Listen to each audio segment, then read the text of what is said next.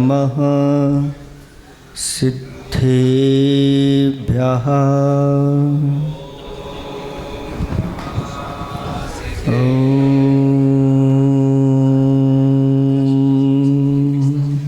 नमः सिद्धेभ्यः।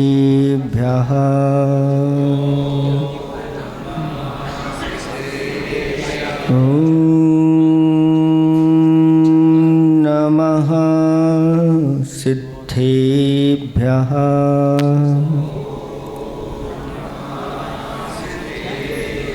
निर्मल जल सामान्य है जिनका, चंदन से है दिव्य वचन। अक्षत सम अक्षत है श्रद्धा, सुमनो सा सुंदर है तन। नैवेद्य चरित्र जान है दीपक, वसु विधि करते धूप दहन। ध्यान सुफल है अर्घ समाधि, मुनिवर तुमको नित्य नमन। अनर्घ्य पद को पाने गुरुवर, मेरा अर्घ समर्पित है। एक जीवन क्या सौ सौ जीवन, गुरुवर तुम्हें समर्पित है। ऋषिवर तुम्हें समर्पित है। देवादिदेव 1008 कैवल्य कमलापति श्री आदिनाथ भगवान की जय। देवादिदेव 1008 वर्तमान शासन नायक महावीर भगवान की जय। देवादि परम पूज्य 108 आचार्य पेवर गुरुवर श्री विद्यासागर जी महामुनिराज की जय। 3,9 करोड़ मुनिराजों की जय। बोले परम पूज्य मुनि श्री विमल सागर जी महाराज जी की, अनंत सागर जी, भाव सागर जी, धर्म सागर जी महाराज जी की, मुनि संघ की। हे गुरुवर नमोस्तु। धर्म स्नेही भवात्माओं,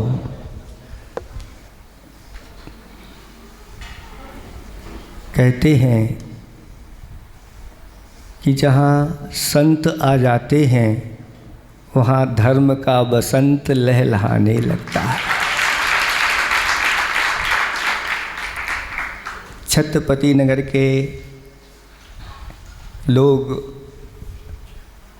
जब इंदौर में प्रवेश कर रहे थे, रास्ते ही बिहार में निवेदन करने के लिए आए थे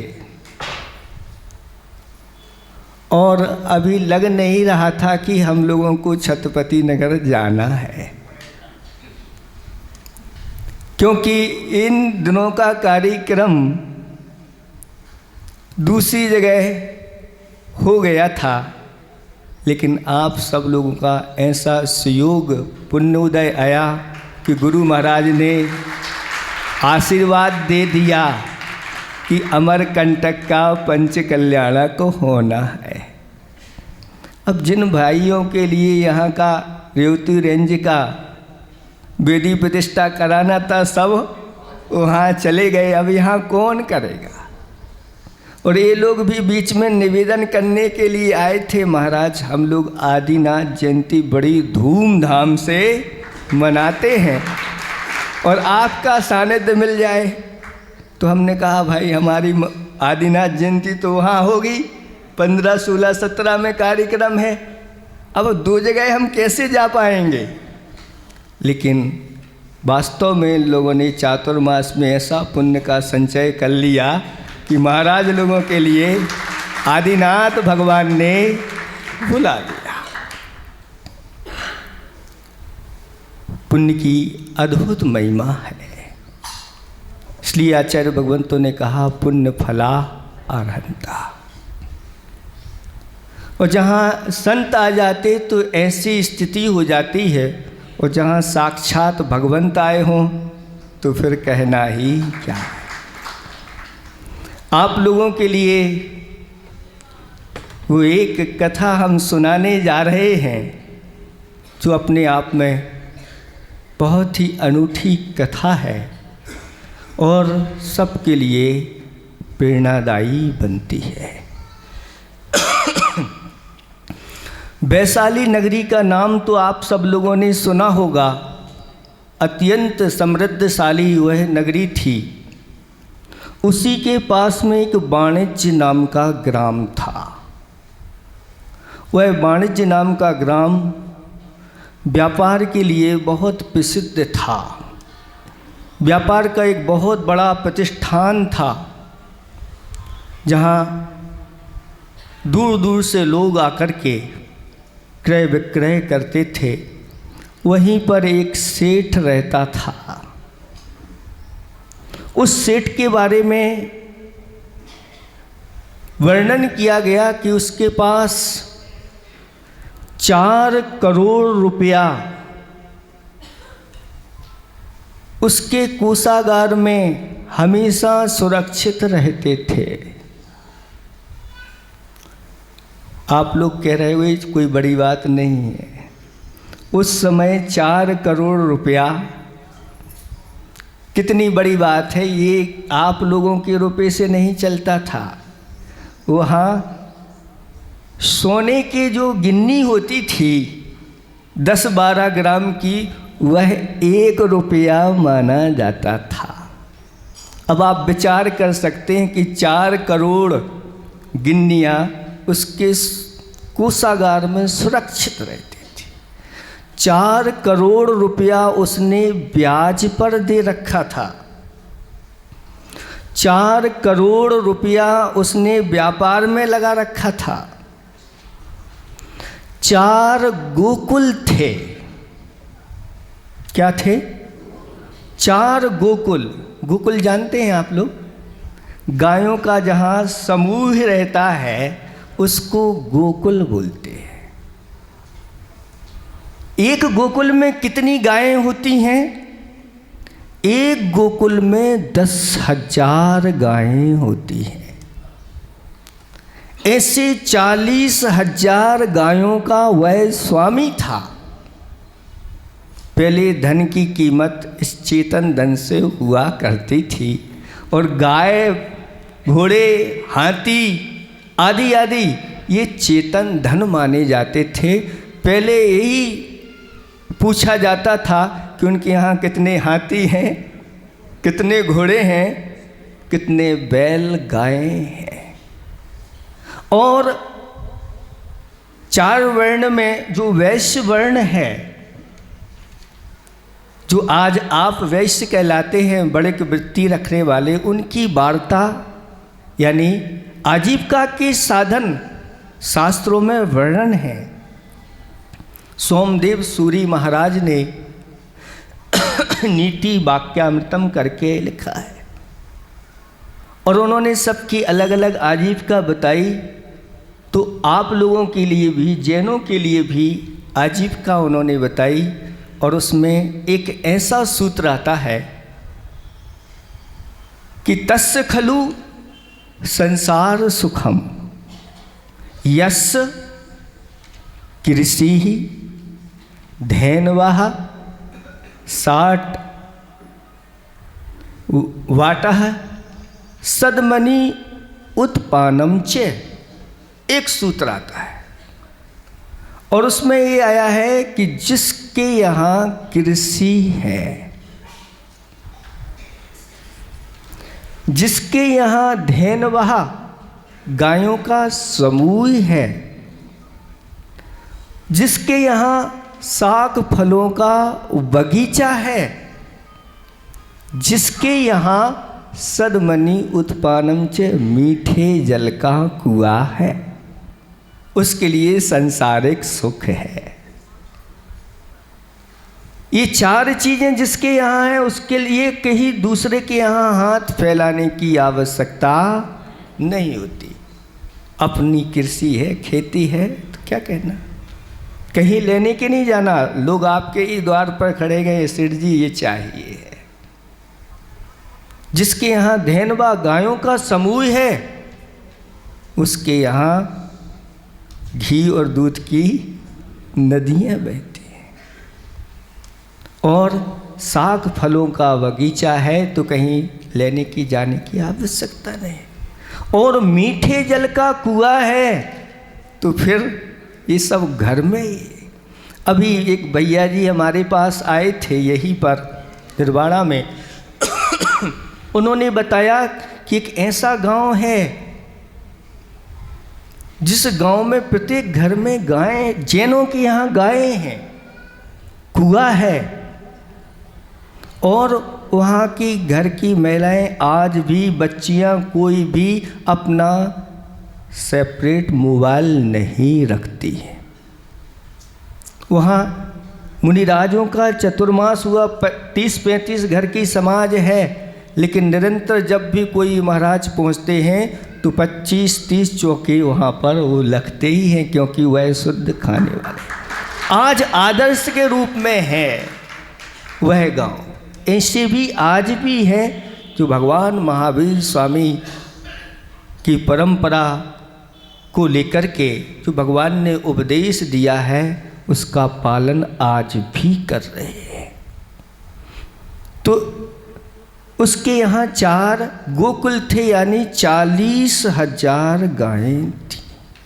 वो दुधारू गायें थी, सभी दूध देने वाली होती है। इसके बाद अनेक फलों के बाग बगीचे थे और 500 हलों के माध्यम से खेती होती थी और 500 ही गाड़ियां क्रय विक्रय के लिए, व्यापार आदि के लिए लगी हुई थी। पूरे के पूरे राज्य में उसकी धाक थी, यानी वह नगर सेठ कहलाता था। बहुत सारे सुख बताए हैं, उसमें एक ये भी सुख है। पहला सुख निरोगी काया। अगर काया हमारी निरोगी है तो सब अर्थ, धर्म अर्थ आदि की सिद्धि होती चली जाती है। और अगर काया निरोगी है और काया रोगी है और आपसे कहें भाई थोड़े से आगे बढ़ो व्रतों की ओर, महाराज क्या करें, शरीर साथ नहीं देता, तो महाराज भी अब कुछ आगे बढ़ाने के लिए नहीं कह पाती, भैया पहले स्वास्थ्य ठीक कर लो फिर आगे आप बढ़ना। तो पहला सुख निरोगी काया, दूजा सुख घर में हो माया। माया की माया है अद्भुत निराली, और कहीं पर होली तो कहीं पर ये अलग ही है। माया होती है तो आप लोग प्रसन्न बने रहते हो, और माया का अभाव हो जाता है तो उदास। किसी ने कुछ पंक्तियाँ लिखी थी, कोई व्यक्ति दरिद्र हो गया तो वह कहता है, हे दारिद्र देवता तुम्हारे लिए नमस्कार हो। क्यों? तुम्हारी कृपा से मैं सिद्ध जैसा हो गया हूँ, सिद्धों जैसा हो गया हूँ। क्यों? क्योंकि सिद्ध भगवान जो होते हैं वह सबको देखते हैं, लेकिन सिद्धों को कोई, ऐसे ही दशा मेरी हो गई है। मैं तो सबको देखता हूँ लेकिन मुझे कोई देखता नहीं। ये दरिद्रता जब आ जाती है तो फिर कोई पूछता नहीं है, लेकिन धन जब रहता है तो सभी लोग, हाँ। तो पहला सुख निरोगी काया, दूजा सुख घर में हो माया, तीजा सुख सुलक्षणा नारी। ऐसी उत्तम लक्षणों वाली नारी मिल जाए। कौन से उत्तम लक्षण होते हैं? तो अनुकूला। पहला लक्षण अनुकूला, जो नारियां अपने कुल के अनुकूल चलती हैं अपने देव शास्त्र गुरु के अनुकूल चलती है, अपने से बड़ों के अनुकूल चलती हैं। माता पिता सास ससुर और अपने पति देव हैं उनके अनुकूल चलती। ये पहला लक्षण है सुलक्षणा नारी का।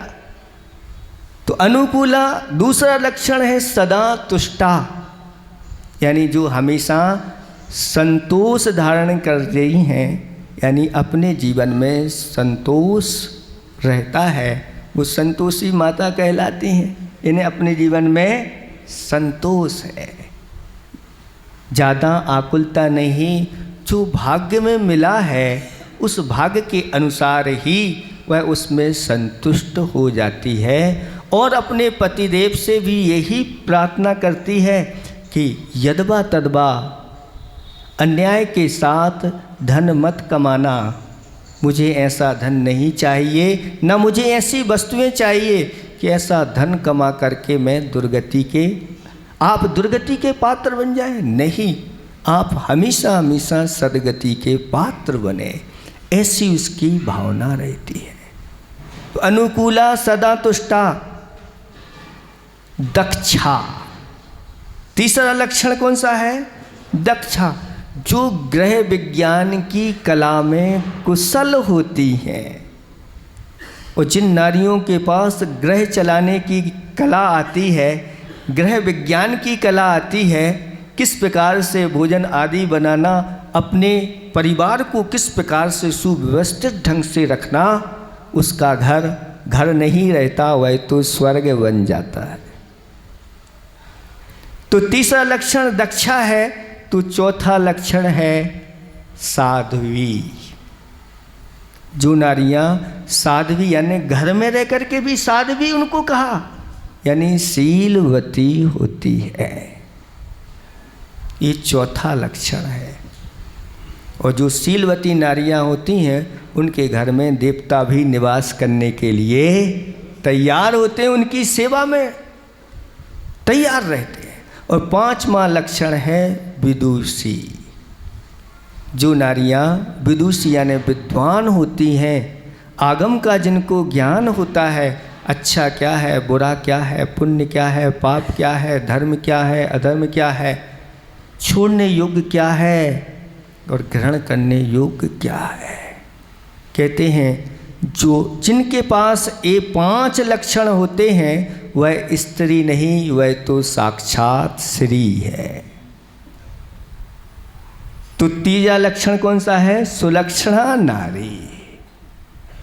चौथा पुत्र हो आज्ञाकारी। अगर पुत्र यानी संतान अपनी आज्ञाकारी है और चरण छू करके माता पिता से मुझे क्या आज्ञा है, बस इतना ही कह दे, माता पिता को कितना हर्ष उत्पन्न होता है, आनंद की अनुभूति होती है, वो ही जानते हैं। तो चौथा सुख पुत्र हो आगे। 5वां सुख स्वदेश में वासा। सुन रहे हैं आप लोग? 5वां सुख अपने देश में वास करना, ये सुख है, ना कि धन के चक्कर में विदेशों में भटकते रहो।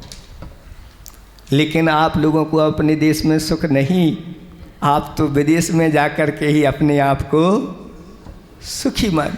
उनसे जाके पूछो। इसलिए शास्त्रों में पंक्तियाँ इस प्रकार की आई कि अपनी जन्मभूमि गरीयस।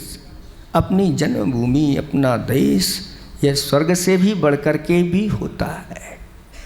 अगर यहाँ से अपने देश को छोड़ करके अन्यत्र जाना पड़ रहा है, यानी कुछ ना कुछ अपने बंधुओं को छोड़ करके जाना पड़ रहा है, यानी कोई ऐसा कर्म उदय में आया है कि पुण्य के उदय से सारे बंधु बांधव, अपना देश, अपना धर्म, ये सब बहुत तीव्र पुण्य के उदय से मिलता है। वो ये छोड़ के जाना पड़े तो समझ लेना कुछ ना कुछ कर्म हमारा प्रबल हो गया है।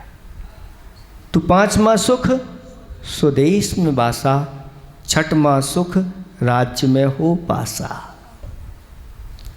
यानी अपनी नगर में, अपने राज्य में अपनी धाक हो और लोग कहें ये भाई नगर सेठ हैं, और माइक से बुला दिया जाए कि नगर सेठ श्रीफल चढ़ाने के लिए आ रहे हैं, तो एक अलग ही आनंद की अनुभूति हुआ करती है।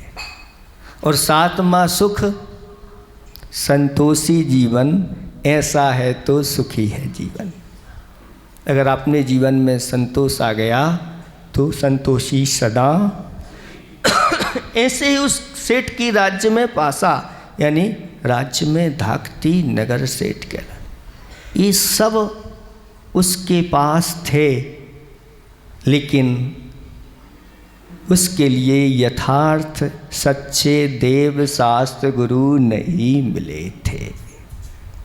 ये सब कुछ मिल गया, लेकिन अगर सच्चे देव शास्त्र गुरु का सानिध्य नहीं मिला, इनका कोई महत्व, महाराज अभी तो आपने बहुत महत्व बता दिया, लेकिन सच्चे धर्म, सच्चे गुरु और सच्चे शास्त्र अगर नहीं मिले तो इनका, ऐसे तो अनंतों बार हमें ये सब चीज़ें मिल चुकी हैं। ये सब पापी जीवों को भी ऐसी चीज़ों की प्राप्ति हो जाती है,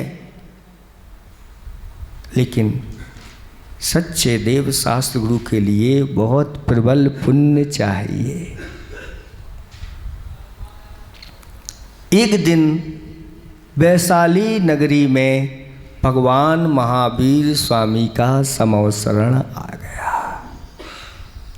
और जैसे ही भगवान का समवसरण आया, वह समवसरण इस पृथ्वी तल से 5000 धनुष ऊपर 1 योजन प्रमाण उनका वह, यानी 12 किलोमीटर लगभग उसका विस्तार था, और उसमें 8 भूमियाँ थीं, और अष्टम भूमि जो श्री मंडप भूमि कहलाती है, उस श्री मंडप भूमि में 12 सभाएं और बीचों बीच 3 कटनी, और उसके ऊपर सिंहासन, सिंहासन के ऊपर कमलासन, और कमलासन से ऊपर 4 अंगुल ऊपर अधर में भगवान अष्ट प्रातिहारियों से युक्त विराजमान हो गए। कहते हैं जब समवसरण आता है भगवान का, तो चारों ओर से लोगों का आना जाना प्रारंभ हो जाता है। ऐसे ही आपके निकट में स्मृति नगर में अब एक समवसरण नहीं, बहुत सारे लगने वाले हैं। जब एक समवसरण आता है तो ये स्थिति होती है, और जब जहाँ, लेकिन कभी याद रखना, भगवान का एक ही समवसरण एक बार में आता है, दूसरे भगवान नहीं आते। लेकिन स्थापना निक्षेप की महिमा अद्भुत है, और भगवान ने कहा कि स्थापना निक्षेप से आप एक नहीं, एक साथ 170 समवसरण भी लगाना चाहो तो आपके लिए मना नहीं है। सारे भगवान उस समवसरण में विराजमान हो जाएंगे, और स्थापना निक्षेप के माध्यम से आप ऐसा महान पुण्य का संचय कर सकते हैं। सभी लोग जब अच्छी अच्छी द्रव्य लेकर के उस समवसरण में जाने लगे, तो उस सेठ का भी मन में विचार आया कि मुझे भी भगवान की दिव्य धुनी सुनने के लिए जाना है, और वह भी अपने इष्ट मित्रों, परिवार के साथ, कुटुंबियों के साथ वह भगवान के समवसरण में पहुंच जाता है। और भगवान के जैसे ही दर्शन करता है, अपने आप में वह अलौकिक अनुभूति उसके लिए होती है कि आज तक मेरा जीवन यूं ही निकल गया, मुझे आज सच्चे देव का दर्शन हो गया। और गणधर आदि परमेष्टियों की भी वहाँ पर सभा लगी हुई थी, आज सच्चे निर्ग्रंथ गुरुओं का दर्शन हो गया। अहो भाग, आज मैं ऐसे प्रभु की दिव्य धुनी का पान करूँगा।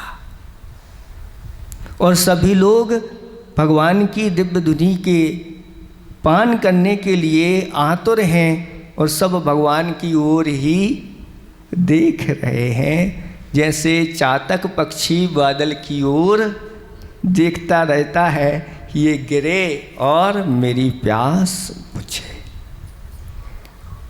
अद्भुत होती है जिनेंद्र भगवान की वह वाणी, ओंकारमयी, वह जिनेंद्र भगवान की वाणी होती है।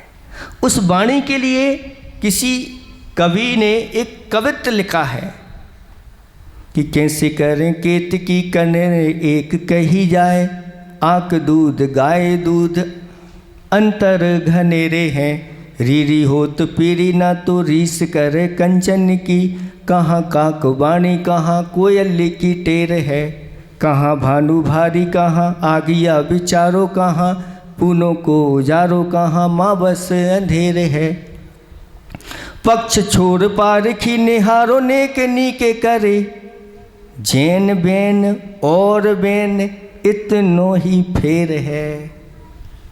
जिनेंद्र भगवान के वचनों में और अन्य लोगों के वचनों में इतना ही अंतर है। फेर है मतलब, फेर जानते हैं आप लोग, जानते हैं फेर किसे कहते? इतना ही फेर है। भूल गए आप लोग, बुंदेलखंडी भूल गए। हमने तो सुना था कि सतपति नगर में सब बुंदेलखंडी बसे हुए हैं, सिटी में आकर के आप लोगों के जो संस्कार हैं, इतना ही फेर है बस। अंतर, फेर माने इतना ही अंतर है। कितना अंतर है? जैसे एक केतकी का पुष्प होता है और एक कनेर का पुष्प होता है, दोनों के वर्ण एक से होते हैं, लेकिन कनेर का जो पुष्प होता है कहीं भी बड़े हाल में कोने में रख दो, सारे के सारे हाल में उसकी गंध फैल जाती है और बाहर भी निकल जाती है। और कनेर का जो फूल होता है उसकी गंध अगर पास में भी ले जाओ तो गंध विशेष नहीं उसमें से मिलती है, लेकिन वर्ण दोनों के एक से हैं। आक दूध गाय दूध अंतर घनेरे। एक अकौआ का दूध होता है, वो जहर का काम करता है लेकिन सफ़ेद होता है, और एक गाय का दूध होता है वह अमृत का काम करता है। पृथ्वी लोक का अमृत क्या है? पृथ्वी लोक पर दो ही अमृत हैं। दो अमृत कौन से हैं? एक तो गोरस है और दूसरा जिनवाणी का रस है। या श्री सा गौ, या श्री सा गौ, यानी जो इस पृथ्वी पर कोई लौकिक संपदा है तो वह गाय है। क्या है? गाय है। और कोई अलौकिक संपदा है तो गौआ ने जिनवाणी माता है। बस ये दो चीज़ें ऐसी हैं जो इनका पान करता है दोनों का, तो उसका शरीर भी स्वस्थ रहता है और आत्मा भी स्वस्थ रहती है। मन वचन काया तीनों को स्वस्थ बनाने वाली ये युक्ति है, जो इन युक्तियों को छोड़ करके और यदवा तदवा आचरण करते हैं उनके लिए आनंद की अनुभूति नहीं पाती, सच्चा सुख प्राप्त नहीं कर सकते। इसलिए इस जिनवाणी रस का पान निरंतर करते रहना चाहिए। तो गाय दूध आक दूर अंतर घनेरे, रीढ़ी हो तो पीढ़ी न तो रीस करे कंचन की। एक पीतल की गिट्टी है और एक सोने की गिट्टी है। एक पीतल का बिस्किट है और एक सोने का है। दोनों पीले हैं, लेकिन अंतर, पीतल का तो आपका यूं ही पड़ा रहता है और सोने का बिस्किट मखमल की गद्दी पर है, आराम करता रहता है। आप आराम करो चाहे नहीं करो, वो तो हमेशा चैन की नींद लेता है, आपको नींद आए अथवा ना आए, उसका अलग ही है। तू रीरी करे रीस करे कंचन की, कहाँ काक बाणी कहाँ कोयल की टे।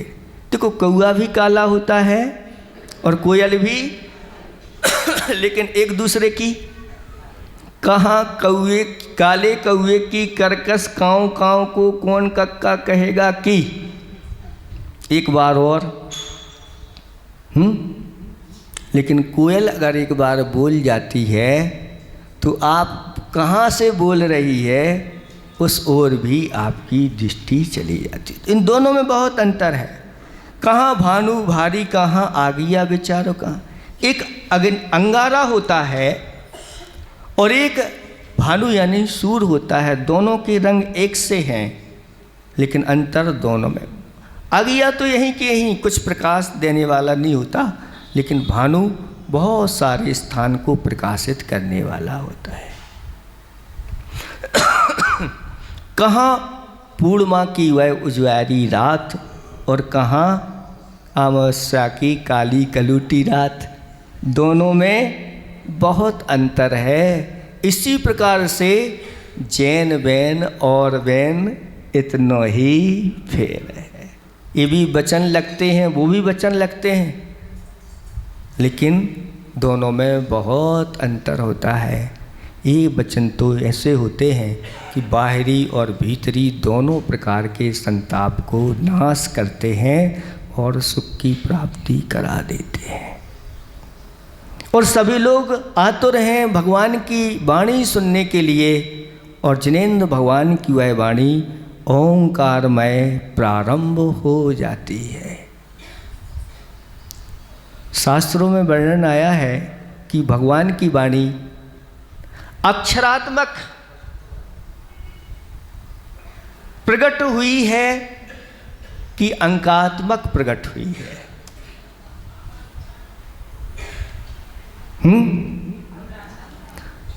अक्षरात्मक, ये ओम शब्द ऐसा है जिसमें अक्षर भी है और अंक भी है। कैसे है महाराज? अभी तक तो हम यही समझ रहे थे। ओकारम बिंदु संयुक्तम नित्यम ध्यायन्ति योगिनः कामदम मोक्षदम चैव ओंकाराय नमो नमः। ये बिंदी जो रखी हुई है, इस बिंदी से ही अंकों की रचना हुई है। इस शून्य को, इसको अर्धच्छेद कर दिया गया। भूवलय नाम का एक ऐसा ग्रंथ है जो अंकों में लिखा गया है। उस अंकों में ही सारे ग्रंथ, सारी भाषाएं, सब कुछ गर्भित हैं। और इस शून्य को काट देते हैं और इस शून्य को अर्धच्छेद करके उसमें से 1 से लेकर के 9 तक के अंक कन्नड़ भाषा में बन जाते हैं। कन्नड़ के जो गिनती होती है वह शून्य को काट करके ही उसकी बनाई गई है। तो इसमें अक्षर भी है और अंक भी है, जो आदिनाथ भगवान ने ब्राह्मी और सुंदरी के लिए, ब्राह्मी के लिए क्या दिया? अक्षर विद्या, 64 अक्षरों का ज्ञान करा दिया हथेली पर, और इससे सारी विद्याओं की प्राप्ति हो जाएगी। तो दूसरी तरफ सुंदरी के लिए 0 से लेकर के 9 तक के अंक बता दिए और कह दिया कि 9 में ही पूरा का पूरा द्वादशांग गर्भित हो जाएगा। जब भगवान की दिव्य धुनी खिरी तो उसमें भगवान ने कहा कि जो सच्चे देव होते हैं वह वीतराग, सर्वज्ञ और हितोपदेशी हुआ करते हैं। निर्ग्रंथ ही सच्चे गुरु हैं और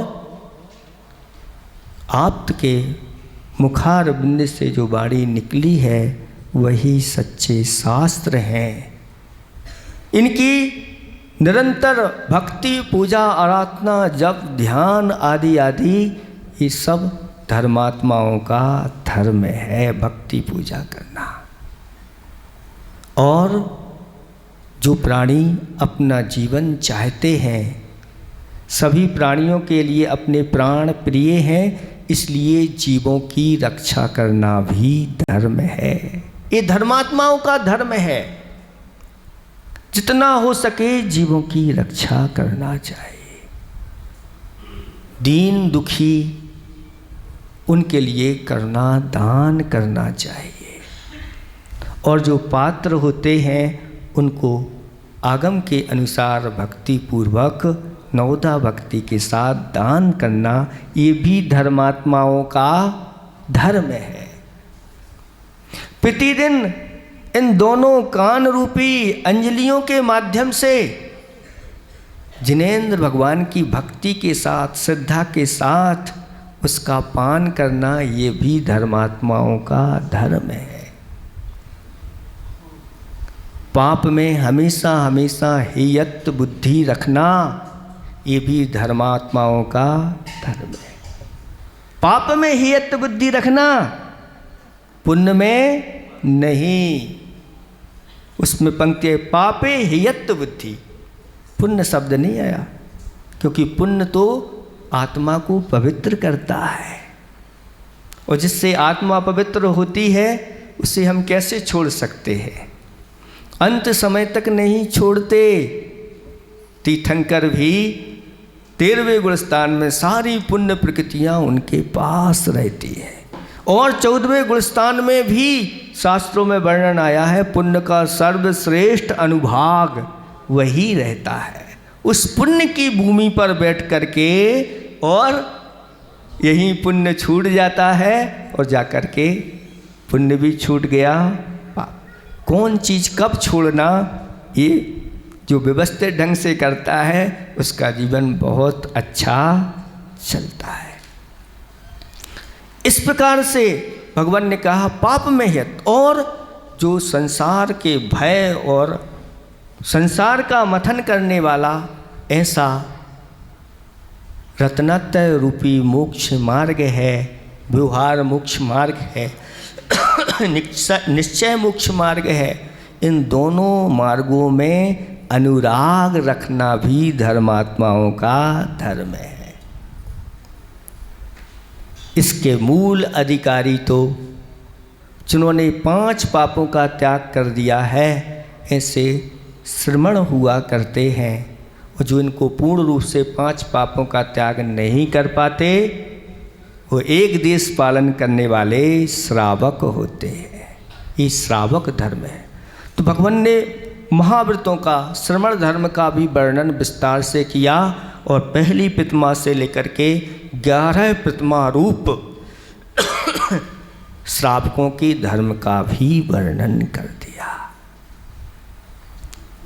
और विषयों से जो विरक्तता है वह भी धर्मात्माओं का धर्म है, ऐसा कहा। अनेक प्रकार के धर्मों के बारे में बताया भगवान ने। उत्तम, क्षमा आदि 10 धर्म रूप यह मुनियों का होता है, तो गृहस्थों का पहली प्रतिमा से लेकर के 11 प्रतिमा रूप धर्म होता है। आदि आदि करके विस्तार से जब धर्म का वर्णन हुआ तो कई लोगों ने भगवान के सामने ही कपड़े आदि उतार करके और दिगंबर दीक्षा लेकर के, और जो गणधर आदि परमेष्टियों का कोठा था उसमें जा कर के भर्ती हो गए। कई लोगों ने भगवान से अणुव्रतों को धारण किया। कई लोगों ने सम्यक दर्शन की प्राप्ति भगवान के समूषण में कर ली। वह सेठ भी वहाँ पर बैठा हुआ था, और उसके लिए जिनेंद्र भगवान की वाणी ऐसी लगी जैसे साक्षात वह अमृत का पान कर रही हो, और उसके लिए भी सम्यक दर्शन की प्राप्ति हो गई। और वह भगवान से कहता है कि भगवान मैं देख रहा हूँ ये सारे हमारे मित्र कुटुंबी आदि हैं, दीक्षित हो रहे हैं, और मेरे पास जितना वैभव है उस वैभव में एक कौड़ी भी छोड़ने के भाव नहीं हो रहे। मैं आपके प्रवचन की पूर्ण श्रद्धा करता हूँ, मुझे रुचि भी है, सच्चे भगवान सब कुछ यही है, मैं सब मानता हूँ, जो आपने कहा वह सत्य है। लेकिन मेरे पास जितना वैभव है इसमें से बिल्कुल छोड़ने की, भगवान आपने कहा था संगे निसंग चित्ते, निसंग यानी परिग्रह में भी निसंग भाव होना भी धर्मात्माओं का धर्म है, लेकिन मैं ये सब छोड़ नहीं पा रहा हूँ। ये सब क्या है, ऐसा क्यों हो रहा है? तो ये सब मोह की परिणति है। मोह महाबला है और मोक्ष क्या कला है। मोह महाबला है, मोक्ष क्या कला है।